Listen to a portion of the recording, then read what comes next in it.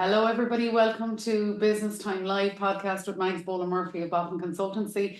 Today, we are going to discuss all things innovation in business. We're going to look at the landscape of the marketplace and just have a general chat about what's happening out there at the moment. We have two guests with us this morning, two gents. Peadar Casey, who is the TUS Works Program Coordinator. And we also have Aidan Shine, who is the CEO of Propelor. Good morning, gentlemen. Morning, Max. Good morning, Mags. How are you both this morning? In flying form. Very good. So, it's been I suppose it's been, the weeks have flown here in January. I think on my side anyway, the year came in very quickly, and a lot of people are just bedding down now. They're getting ready to rock and roll, or they should be well ready at this stage in businesses. But there's still a lot of uncertainty out there. We're also seeing a lot of innovation as well, which is something I'm passionate about, and I want to see, I want to hear from you both about what you think. Like, what do you both see at the moment in the current landscape of the marketplace as it stands? I suppose just when you introduced the fact there, Mags, about a lot of uncertainty, I think it depends on the mind frame people are in. I've met a lot of SME owners in the last probably 4 or 5 months, and they don't see it as uncertainty, they see it as opportunity. It's the certainty of opportunity. I suppose. Sorry, Mags. That's great to hear, that it is seen as opportunity, because that's the way I would view it as well. Because if you listen to the airwaves, you can zone into uncertainty, or you can zone into opportunity. And, I would see a lot of businesses that are scanning the landscape in terms of where their business is positioned and where their business is going. Like recently, I had a guy who said to me about his business, and he said, I don't just want a green system. I want a great system that I can take to anywhere in the world. And that particular guy was exploring the possibility in South Africa. Wasn't that he was committing a lot of physical cash resources to it at the moment, but he was actually looking at the rugby schedule to know how he could go to a rugby match and explore the local business at the same time in Cape Town and Bloemfontein. So I don't think that he saw uncertainty. He saw certainty that he was going to be able to combine rugby and possible revenue generation in the future. Well, that's a good thing. That's a good thing. I hope he was a Munster man. And it just shows, I suppose, how different minds work as well. The growth mindset and looking for opportunities as opposed to looking for, dare I say it, the negative side all the time. People focusing on solutions rather than focusing on the problem, if that makes sense. Aidan, from your side, what would you see? I mean, as Propelor, you do a lot of work around innovation. Yeah, so I suppose we're coming at it from the point of view of startups at maybe at the idea phase or the pre-seed phase. So, and again, to Peadar's point, like there's an awful lot of noise around and negativity potentially, if you listen to the news or whatever, but entrepreneurs are risk takers by their very nature. So they are looking for opportunities, and what they're very good at, while they are risk takers, they're very good at mitigating the risk. So in terms of, this is what I want to achieve, but how do I reduce the risk to me while still achieving what I want to achieve? So these people are they're ignoring the noise in some respects, while at the same time are very knowledgeable about their market, very knowledgeable about their customers, and passionate as well. And above all, they're resilient. I mean, we're just constantly blown away by our clients being knocked back, or things not moving as fast as they thought, or encountering some blockage along the way, but they still have that vision. They know where the direction in which they're driving. and they're constantly looking and scanning the environment, what's out there, what are the opportunities. And even if you look at things like we're currently in full employment, the economy is, while there's certain sectors there's still issues around costs and securing teams and employment and all the rest of it. They're still looking forward, and there's still people looking for opportunities. So not sitting in those comfy jobs maybe that they might be tempted to do with full employment, but looking around and saying, God, there's an opportunity here and I'm going to try and exploit it. So there's a constant stream of innovative, resilient, visionary people in our region that are looking to start up businesses, and that stream is constant. It's funny, and Peadar, you might give your opinion on this as well. That word resilience. I was asked a couple of months ago, what would be the one word, Mags, that you would use to describe SMEs at the moment? And I said resilient, because, and passionate as well is another word I'd use, because you have to, and it is incredible, Aidan. I work with businesses every day of the week, and sometimes I learn so much from them, but I see as well what it takes to keep going. And to keep driving on. And I think, there was a business owner I was talking to recently, and they're at a crossroads in one of their businesses, and they said to me, Mags, are we all cracked? And I said, no, you're resilient and you're passionate about what you're doing. And I think that's apparent. And sometimes the businesses that survive all the ups and downs, that's the key differentiator a lot of the time. Is that passion and resilience. Peadar, would you agree with that? Would you see that now at the moment when you're speaking to SMEs out on the ground? Yeah, I think even when you talk about resilience, Meg, so in the role I'm doing now, which is I've been in for 6 months, I'm immersed in a research community of a college, and to work with them to create a pathway to industry. But the link between the two is impact. I'm blown away with the amount of interest there is from a research community of actually engaging with impact. And in a short period of time, I've ended up with 50 people coming forward with ideas. And yesterday, we had an event, very small little event, but we had 2 industry operators with us and talking about this whole area of opportunity. And the resilience was presented by industry, but was being propelled by the researchers in the room. So I think one of the things I can see happening is that innovation chains are going to get shorter. Out of that room yesterday, there's 3 conversations happening, from a startup to a licensing agreement to an employment prospect.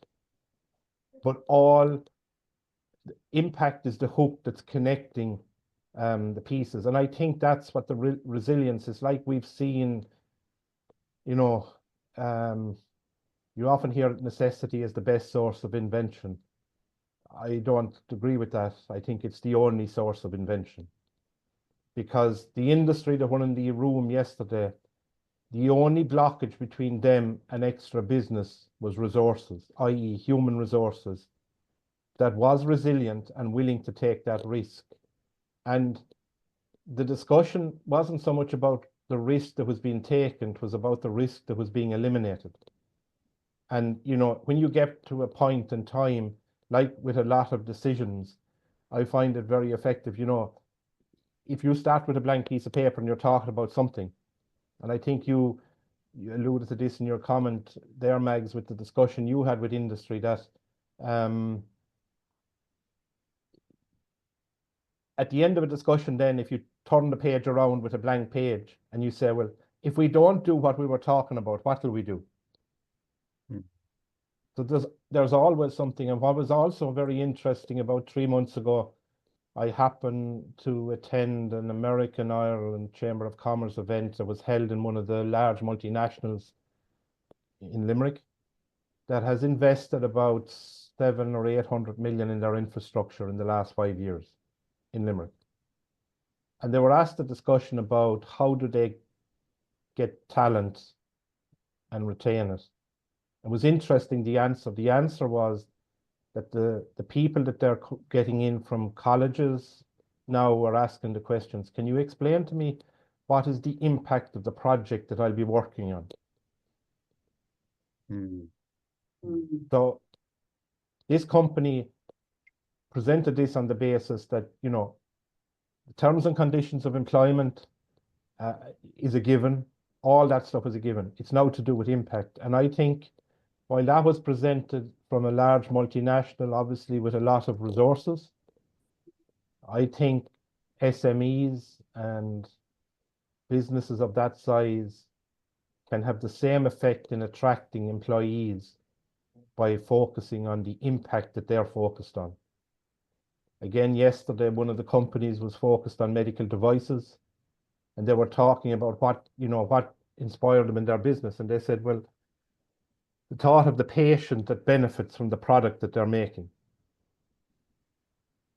And you could see how that connected with the audience, because it was no longer selling the benefits of the company. It was selling the benefits to the company's customer, what was connecting with the employee coming into the business. What's your take on that, Aidan? No, impact is very interesting in that what we have seen over the last couple of years, and you know, we're funded by the Department of Enterprise and Enterprise Ireland to work with these types of startups in our region. But one of the big things is that impact is especially around that sustainability and climate. So all business models now, early doors within that business model. In the old days, it was about what problem are you solving, what's the solution you're offering, and how are you going to get it to them, and are you going to make, what's your revenue model? Now within that, it has to be taken into account, okay, what impact are you going to have on the environment? Are you a sustainable startup? All of these kind of issues are coming in a lot earlier into business models. So entrepreneurs and startups that we're working with, it's an extra challenge in some respects, that they just can't go hell for leather without being conscious of the environmental impact. And in terms of, I suppose, it was interesting what Peadar said there about people asking about, you know, what is the impact of what I'm doing. Yeah, the younger, because I'm getting a lot older now, but the younger entrepreneurs that we're working with, they are conscious of these kind of things, that it's almost like innate within them. And then they have the luxury. I think technology is the great enabler here as well, in that in the old days, I suppose it was you were tied to your region. If you were operating in the southeast, for example, the talent pool where you were invariably pulling from the southeast. Now you have startups and they have teams all over the globe. Like there's no issue anymore with having somebody within a 40-50 mile radius of your office. Everything is so remote, but the technology is enabling that to happen. So the startups are then availing of a wider pool of skills and experience and knowledge and exposure to different things as well. So yeah, I think impact has many different definitions, but for us, definitely the impact piece is around that sustainability and your green credentials as well, and those being embedded fundamentally early doors in business models, which is again a big change from what it used to be. It's funny actually, Peadar, what you said there about impact, and you referred to it as well, Aidan. I see it a lot. I was in a room yesterday with 30 professionals. We were there to deliver for a client, and a lot of the professionals are not long out of university. They have great ideas, and like you said as well, both of you gents said, you know, Peadar, you said there about the process path is now getting shorter, and which is a good thing. But I suppose we have to guide them through that due diligence piece as well, and help them to make the best decisions for themselves. but also what you said as well, Aidan, around that green piece being in the DNA. I see that now so much, that the sustain, and even when I'm sitting on interview panels for companies, it's literally innate in them. And I see it even in my own daughter. She's only 14, and that piece around sustainability and being mindful and using tech to make life a little bit easier. And then on the other side of it, I suppose, I mean, I work with a couple of funding authorities, and I know you both have done that as well, and you see that kind of chicken and egg situation where it's an absolutely brilliant piece of an innovative concept and a business innovation piece, but there's that gap between how do we make it happen and how do they meet all the criteria, even though you know innately this can work and it has viability, but they're stuck with that lack of resources and help and knowledge, I guess, as well, which all equates to money, essentially, and time, money and time. The circular piece is very interesting. And Peadar, you and I have both spoken a lot about this in the past. And I guess I see it a lot. I see it, maybe it's because I'm more aware of it than some others, but I see it a lot coming into play now in businesses where we've been asked about it. It's definitely an opportunity. From my perspective, it's an opportunity for business owners out there. Peadar, what's your take on it? I know you've done a lot of work around that concept, I suppose, more than anything else. And circular initiative doesn't relate just solely to being green and sustainable. You know, there's other ways of looking at it as well. I think the approach that I'm taking to it is that, and this is happening at an event we're hosting on the 18th of February in Limerick. I think we need to step back and start looking at circular systems. It goes back to this, you know, do you want a green system, or do you want to green the system?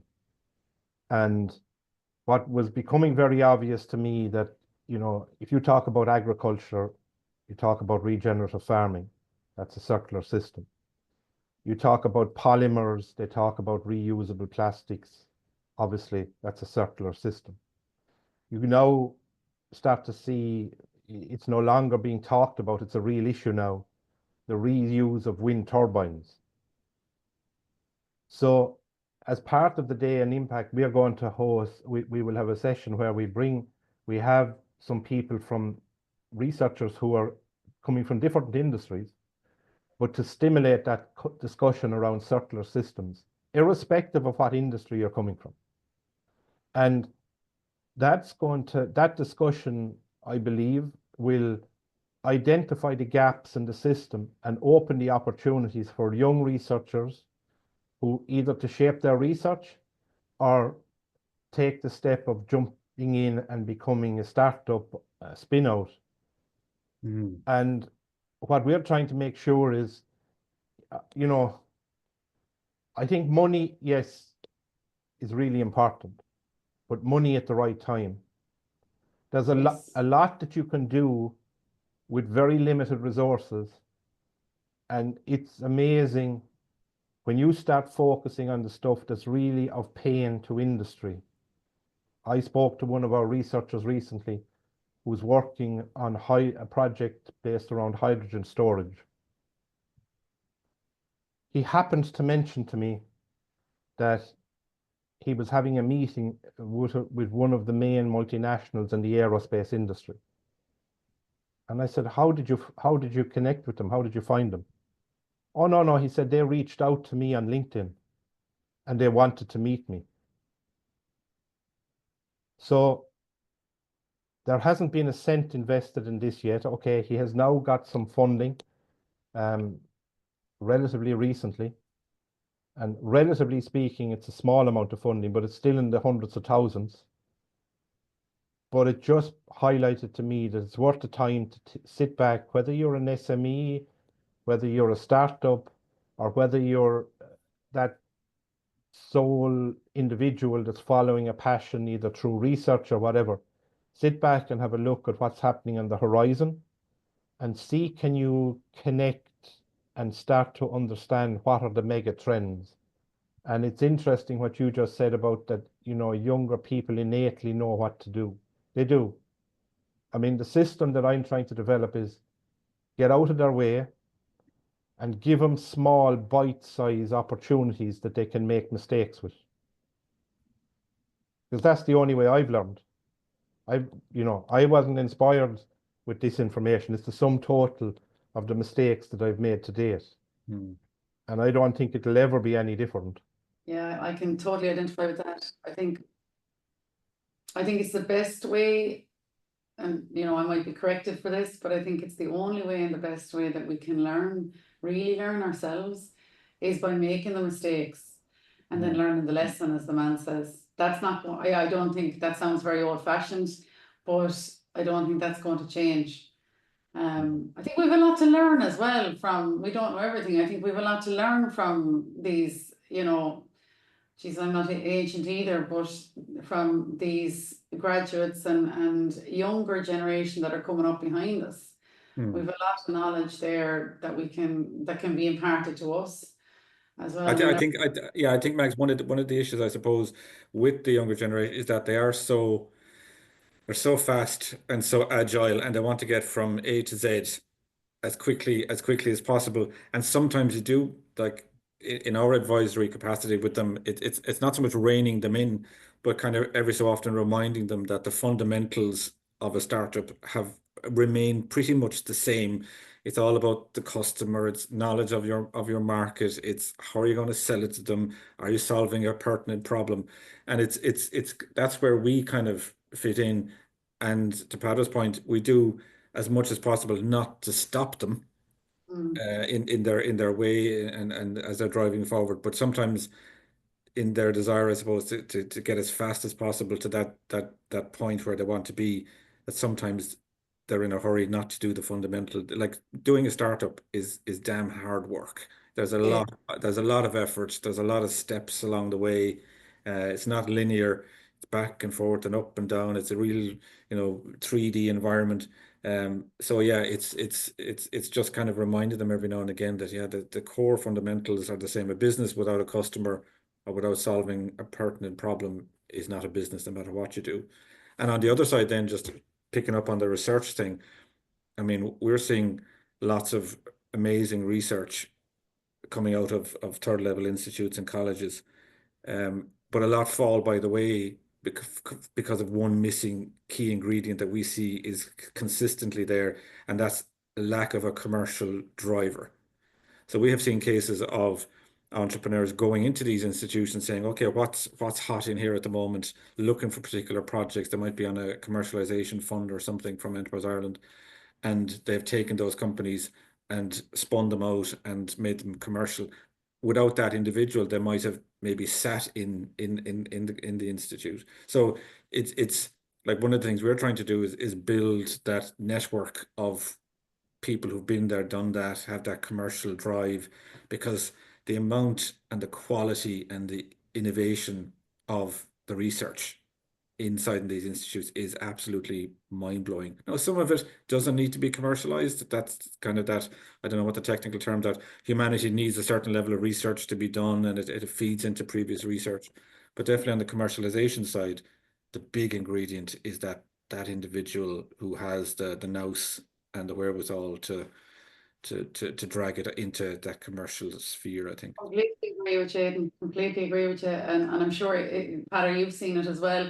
That But I without wonder, that, I wonder sometimes do we make the step too big in our head? Do we make it like, uh, would I have listened to people telling me that this was a big issue when I made those mistakes? Mm, The honest answer is I wouldn't. I didn't. no, I still made the mistake. yeah. And my challenge after making the mistake was to make sure I didn't make it again. You know, Mm, at one stage when I had my own business, the first thing I did was I got lovely branding and brochures. I paid 10,000, I think, euros at the time. It might have even been in pounds, but it was back in 2005 or 2006. mm, I'll be happy to admit every single one of those brochures ended up on a bonfire that I probably shouldn't be lighting, but I did. Because I had to look at them maybe for a year and a half or 2 years. And eventually I had to say, okay, now my challenge is, what did I learn? And make sure I don't make the mistake again. And how can what I learned be converted into 10 grand someplace else? And Peadar, I'm sitting here and I just kind of smiled to myself when you said that, right? Because we've met and we constantly do businesses that come in at the startup stage, and they're usually referred by one of the institutes or one of the bodies that are here to support businesses, and they want, you know, all the bells and whistles. They have the knowledge, they have the piece, you know, built or designed or whatever, but then they forget, and I suppose this is where the commercial piece comes in too, that you know, you learned the lesson there from that piece, you know, with the bonfire, fair play to you for lighting the fire. You know, you learned that, you know, you didn't need them. You did need them, but not at that time. Or I could be wrong, stand corrected if that's not what was the case. But I think businesses come in and sometimes I have to stop them and say, you don't need that right now. You need to focus on how you're going to make this commercial so that all your hard work is going to make you revenue and build your business. I thought the problem was I thought I needed them, right? Yeah, but I in hindsight I didn't. And if I look at what I've done in the last 6 months, I haven't advertised what I'm doing. I've gone around, started to have some conversations, and the Bush Telegraph started to get people. I started to get emails and said, oh, I was talking to somebody, I need to talk to you. I started to see then people wanting to connect with me on LinkedIn. But so it may be old fashioned, but again, like somebody said only 2 weeks ago around the whole area of digitalization, while digitalization is important, the fundamentals of doing business or making a product hasn't changed. So correct. I've spent all my life trying to take the complexity out of business. It's incredibly simple. If you want to solve a problem, you need to identify what the problem is first of all, and be open to the ways around which that's being solved. So, again, in the Midlands, somebody explained to me the other day about a company in, I think about 6 years ago, I think they said to me around 2018, 2019, were looking to get work to keep themselves afloat. They obviously did that because today they have an opening for, I think, between 70 and 80 employees, because they changed the direction and the sector of their business that's now part of a medical device chain rather than a contract manufacturing chain. But again, go back to necessity is the only source of invention. I think it's what they did with the necessity that makes the difference. And it's very fine lines, you know.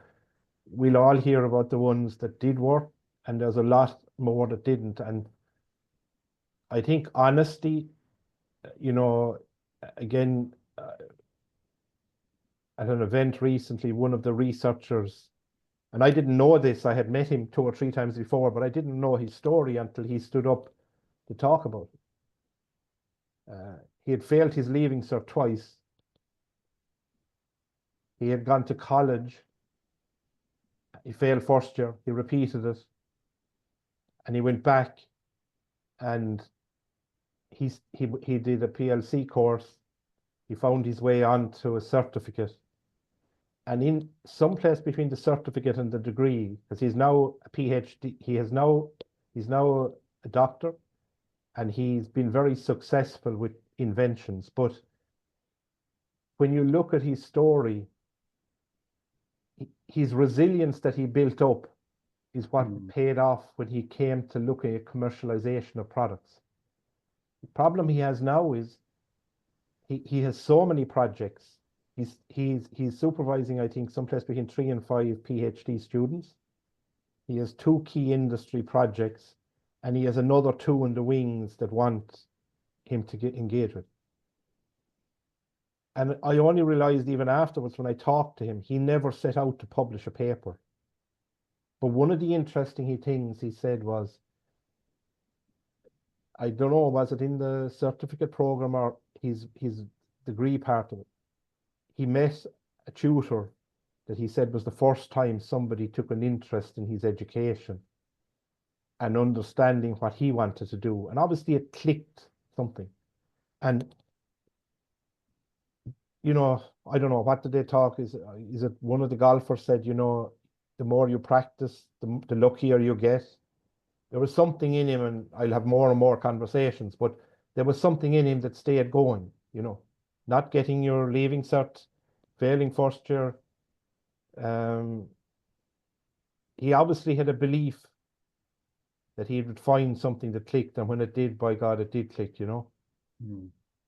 Yeah, and that's the story. Like, one of our most successful clients that we've ever had in here since day one, you know, turned around to me when we had to get papers signed for them. They were going through an acquisition process actually in one of their companies, and he said to me, Mags, I'm not great at the old reading and writing.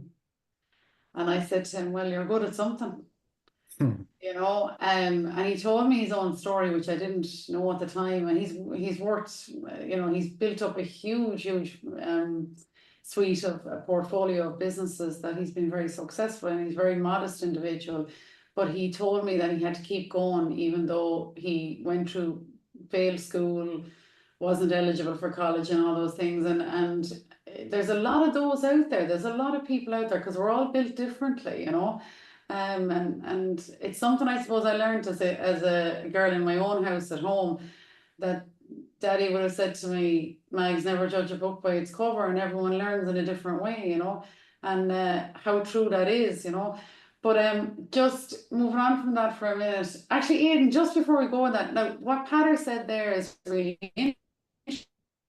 interesting. Like, what kind of, you know, what's the profile of most of the entrepreneurs that are coming into you guys through the Propelor program at the moment?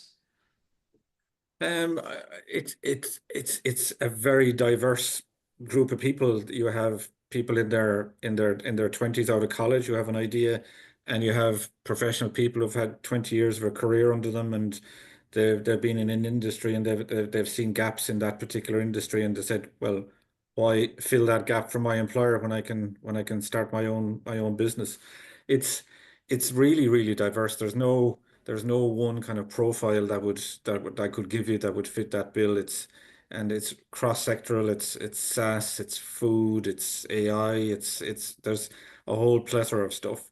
But where we kind of fit in, I suppose, is that it's going back to that fundamentals thing. Is that we can sometimes it's it's so complicated what they're trying to do that it's very hard for us to understand the technicalities of it. So we rely on people that we know and stakeholders and our partners to kind of explain the tech to us. Like, is this real, or is this pie in the sky kind of stuff? And once we're comfortable with that, then you get into that the kind of the fundamental stuff. Okay, tell us about the problem, tell us about your customers. But it's interesting about that, you know, we're as supportive as we possibly can be, but there are touch points then along the journey where the reality kind of kicks in. When you have to apply for that first grant or that first loan, or you apply to the local enterprise office or apply to Enterprise Ireland for funding, and even more so when you apply or approach investors and you're asking them, hey, this is what we're trying to do, believe in us,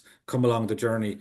That's where a lot of that first reality bites for them in terms of, oh, up to now, family, friends, the Propelor, all the rest of people are saying, yes, this is good, keep going, keep at it. And then suddenly, bang, somebody has said, no, don't get it. I don't like this. Or Yeah. I like it, but I don't think I can make enough money out of it. So there's little steps along the way where it's good to get that independent outside view of what you're trying to do. So because I mean, today we're being very positive and everything else, and Peadar kind of touching it. That, for every success story you see in the newspaper of somebody raising, 750,000 or 1 million, there's a desert of of of startups who have failed. The difference now, though, being whereas 10, 20 years ago, if somebody failed, it was probably within that Irish psyche, they kind of stopped. Now you have people starting, stopping, starting again, looking at something else. Or what's even more important, I think, is these successful entrepreneurs who've built a good business and exited and used that money then to start up another business, or using their money to invest in other startups. And that's the game changer for what we're seeing, is that there's now a group of people out there that have been there, done that, in some ways can shortcut the process because they know how to do that, but they're bringing experience, knowledge, nous, and money. And that is a game changer in the environment, the startup ecosystem, from what we've seen in the last 5, 10 years. So again, Yeah. back to that, it's a different type of resilience, that where once they might have failed and maybe gone off and got a steady job. Whereas now they're kind of going, no, do you know something? Like, it's always interesting when you meet young people, and we do a lot of work in SETU, for example, with their undergraduates on their entrepreneurship modules and stuff like that. And you kind of say to them, what's your career path? And say, I want to be an entrepreneur. And or you meet somebody, a young person, say, I'm an entrepreneur. To me, an entrepreneur is somebody who's done it, but they're already labeling themselves as an entrepreneur, which is a really, really good thing. They have identified that they don't want to do the 9 to 5.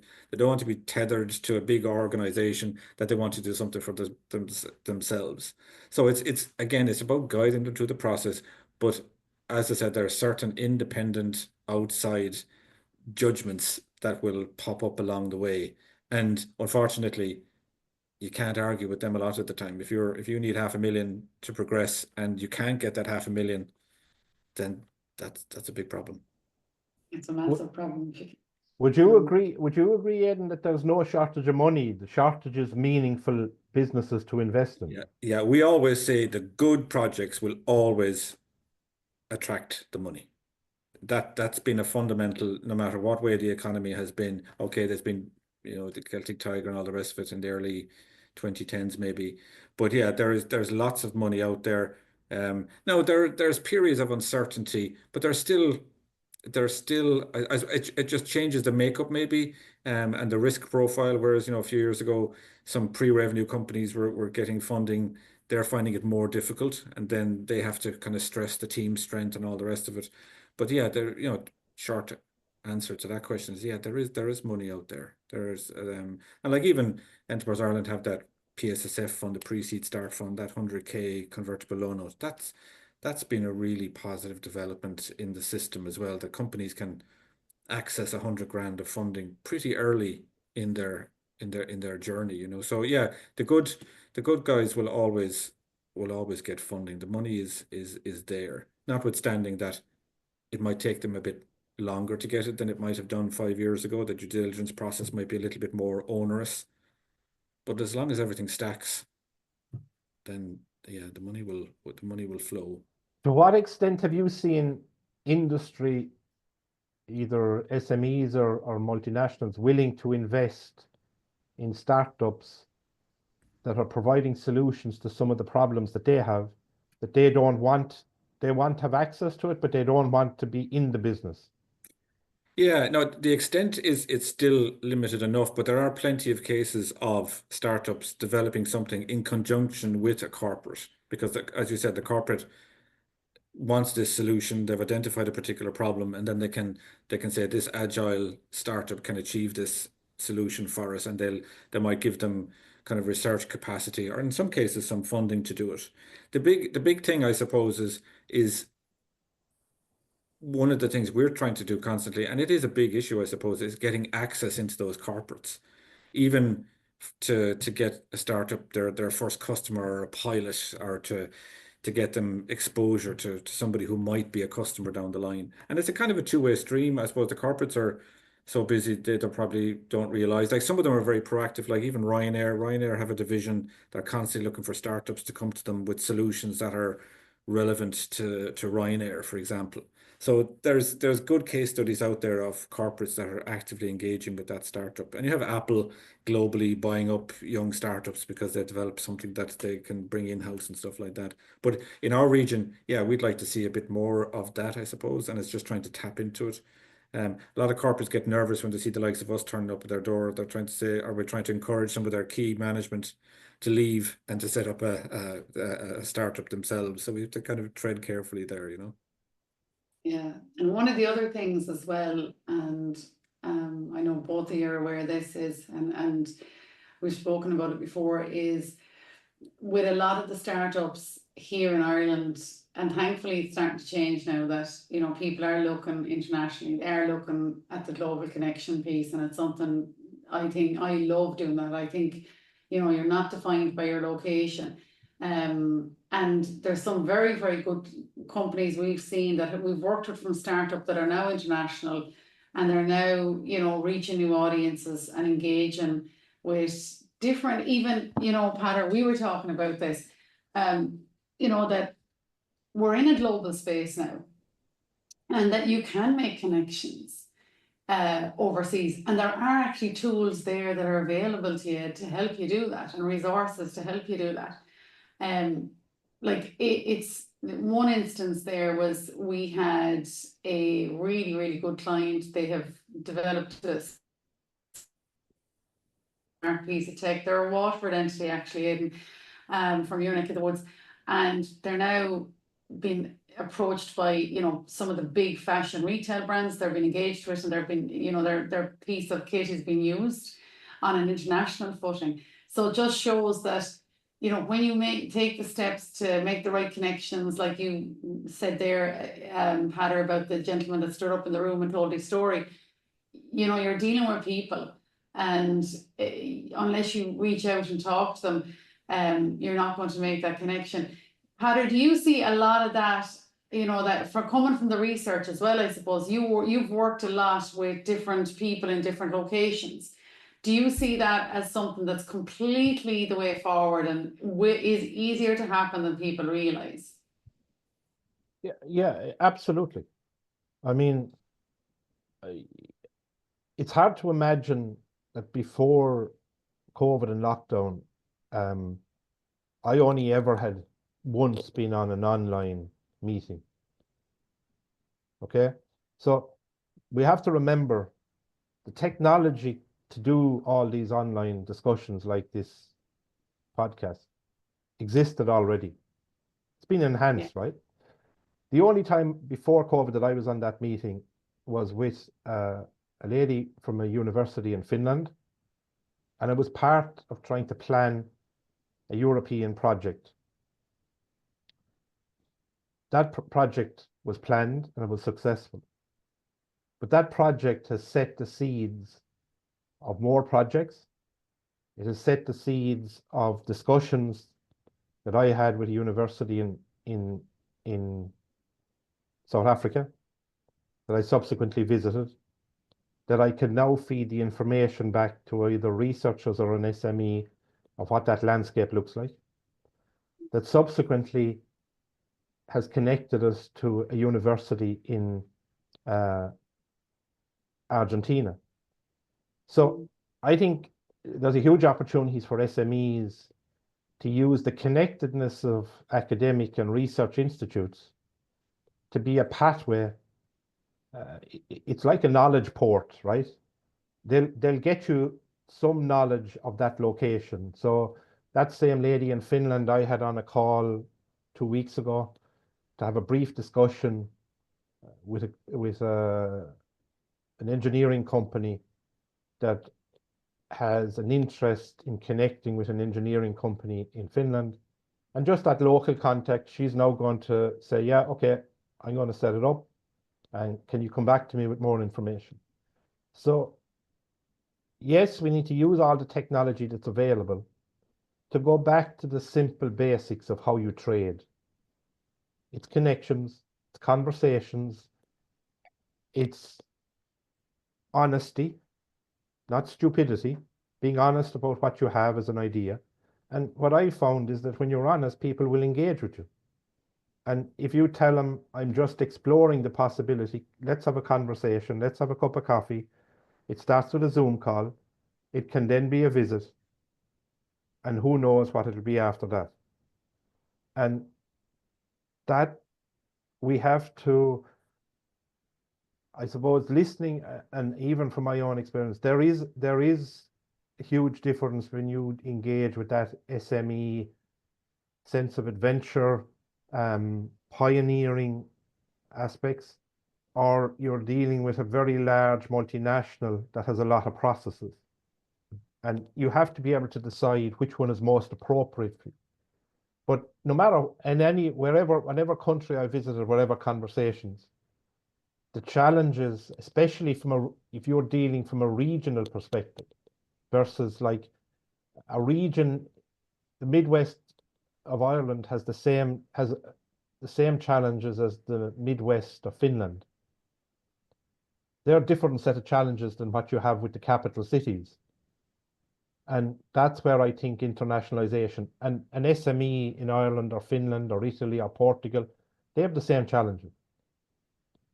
And the ones that I've seen that have been hugely successful, they've built on that collaboration, but it's mutual respect. And in a lot of cases, you know, only when the time is right do they have a formal contract. You'll find, from my experience, it's a handshake, it's getting to know, and then it takes off from there. And so I think as well, listening to this discussion, you know, the connectedness of the ecosystem in Ireland, and the word ecosystem is used a lot, but if you dig underneath it, it's that combination of experience, youthful enthusiasm, but there's an understanding, and it's kind of a glib comment, but that the rising tide lifts all boats. You know, Yeah. And how do you navigate that? By getting into it. You're not going to read it in a book, right? So I would say to anybody, don't be afraid to go and talk to somebody in another country on a Zoom call. Because what you'll find is they have the same challenges as you have. And actually, you might be amazed at the solutions that you can provide them. Do you know what, Peadar? I was, and I like that, what you said there, because I love connecting with people, and I suppose, you know, helping and supporting people who want to reach their full potential, I guess, as well. But when you said their necessity, you know, breeds invention. And that was definitely the case for me about 10 years ago when we had to move to Sweden for a year with my husband's work. And I brought the business with me. And a funny story, I had to figure out, okay, I have to keep meetings going. So I started using Zoom. Which was brilliant. It was a game changer for us because it meant that the business I started, you know, I did a bit of work with Enterprise Ireland out there as well, and Board B out in Stockholm. And when I came back, I continued to use that system. But one of the funniest things, and I suppose I'm digressing a little bit here now, is my accountant rang me when I was in Sweden, and he said to me, I had to ring you, Max, because I had a very funny phone call today about you. And he said it was an inquiry from someone looking at your accounts to say, how is she doing that work from Sweden? And I said, what was your answer? And he said, well, I told him that you have a phone and you have access to the internet. And it made me realize as well that, you know, what was possible, but at the time, how far behind we were in a way.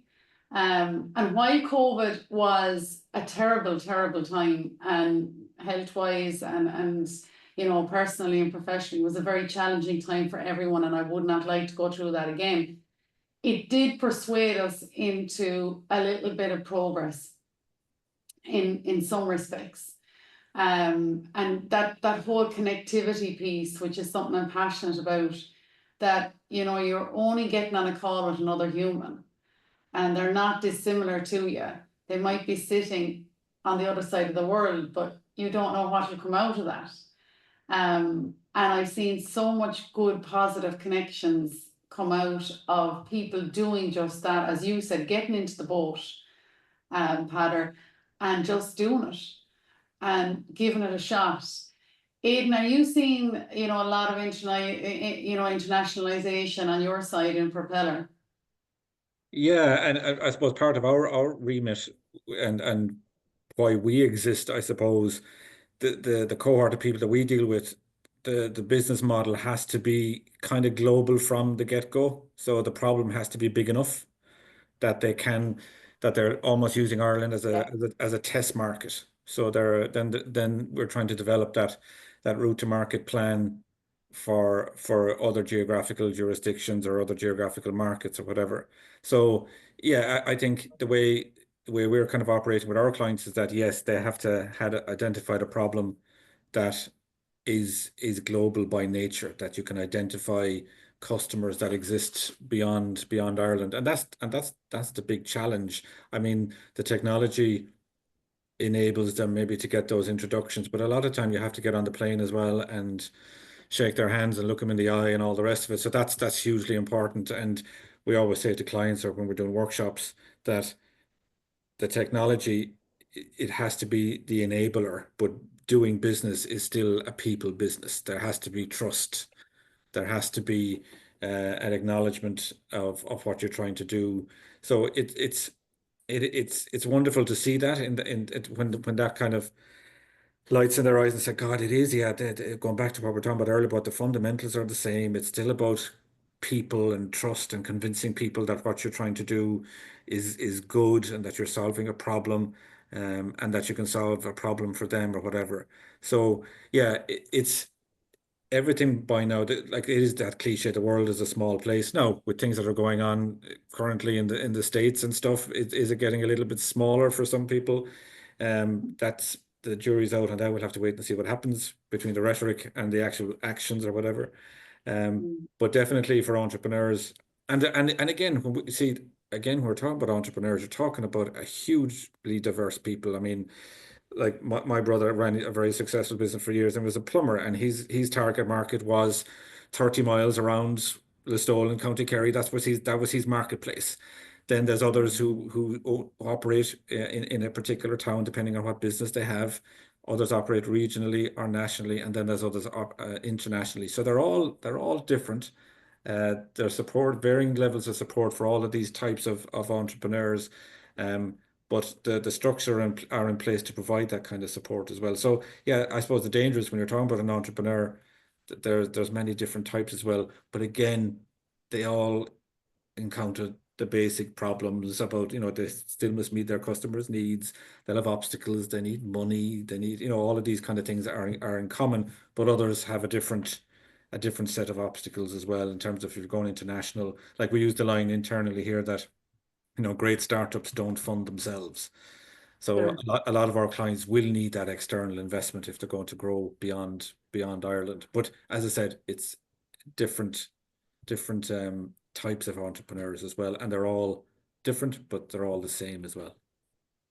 Like I think as well, just what you described there, Aidan, like the most innovative companies that even work within 30 or 100-mile radius of their business, inadvertently, a lot of them are inspired by international innovation, either through their own thinking or the type of products or services they're using. Yeah. And I think Ireland, and I think every country has a huge opportunity to use the connected infrastructure between education and research, which continues to be funded. But I think that needs to be used as a conduit for commercialization, not to sell to the universities, but to create those type of contacts we've just talked about. In those, universities, there will be people and they'll tell you about the local region, no different than, and I think, Mags, we talked before about, a lot of European projects, the Yeah. spillover needs to be taken advantage of more strategically, you know. I think as well, Peadar, not interrupting you, I think as well, there needs to be more awareness about that, to be honest with you. Yeah. You know, that I still meet people, you know, and a lot of business owners, they're busy in their businesses and they're busy with different projects. But there needs to be an increased awareness of the work that you guys do, both in Propeller and in TUS, I think definitely. I think people just look at the university sometimes and they forget there's a research element to it that supports enterprise. And I worked in one of those universities many moons ago, and I definitely would have I would have very limited knowledge of that research piece at that time. So I definitely think it's something there that needs to be connected more with the audience out on the landscape. Yeah, and I think, you know, even the seeds of possibility, you know, you can have people working on research, and a researcher that I spoke to recently, that I had been made aware of what she was working on. And when we spoke, first of all, and I was very interested in talking to her, because before I spoke to her, I already had 3 industry SMEs that are not so much on the S side of it, but on the medium side of it, you know, significant businesses that I thought would be really interested. But it was interesting when I met her, apologetically, she was asking me, would I be able to help her to find somebody in industry to talk to? And I said, you know, I said, believe it, you know, what you have is what I'm looking for to connect with those industry partners.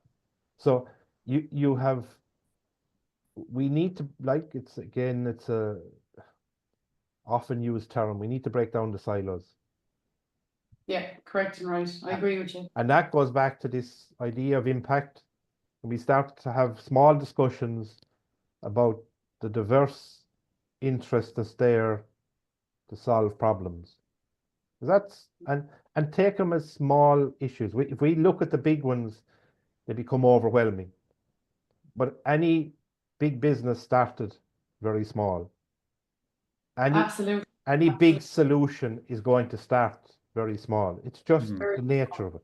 Starts with a seed. And on that, gents, I'm just conscious of time. I've really enjoyed the conversation this morning. Key things that I've taken away from it, and I suppose that I would encourage anyone listening to this to take away from it, that there is changes happening in the landscape. There are lots of opportunities out there. Circular initiative is not just about green, and green is not just about green either. It's how you look at the thing and how you interpret it. And engaging international and global connection is needed by a lot of companies and SMEs, and it's an opportunity, but it's also, you know, you don't have to look at it if you don't need to. If you're focused on regional or local, you can definitely do that as well. So things are positive, more so than people might realize as we come to the close of January. And I guess to know as well that there are institutions like TUS, like Propeller out there that are present and willing and able to support enterprise either in terms of research or commercialization and guidance. So gents, would you like to close with any final comments? No, just thanks for having us on, Max. It's great to explore this issue. I think the key takeaway from me this morning is that if you're an entrepreneur or an SME, is to reach out to people, and there is help there. So don't sit and let it fester. If there is an issue that needs fixing, that there's lots of help there available, and a lot of people who want to support you as well. So that would be the key takeaway from me, I think. And I want to reiterate that, because I spend a lot of my time preaching that piece into not just SMEs, but larger enterprises as well that might be at change stages. Peadar, yourself, any final comments? I suppose what I would say to people is, you know, and I would address it to an entrepreneurial mindset, irrespective of what you're doing. Think big and act small to start with. You know, think of tapas It's an opportunity to get a taste for something. If you like it, you can have more. And if you don't like it, then that's okay too. It's true. That's a nice analogy. That's a nice analogy. I might run with that. Gents, thank you both for your time. And to anyone listening, I'm going to share contact details for both Aidan and Propelor, Aidan Shine, the CEO and Propelor, and for Peadar Casey, who is the TUS program coordinator. And I'll share that with this podcast. Thank you, gents. Have a good day ahead.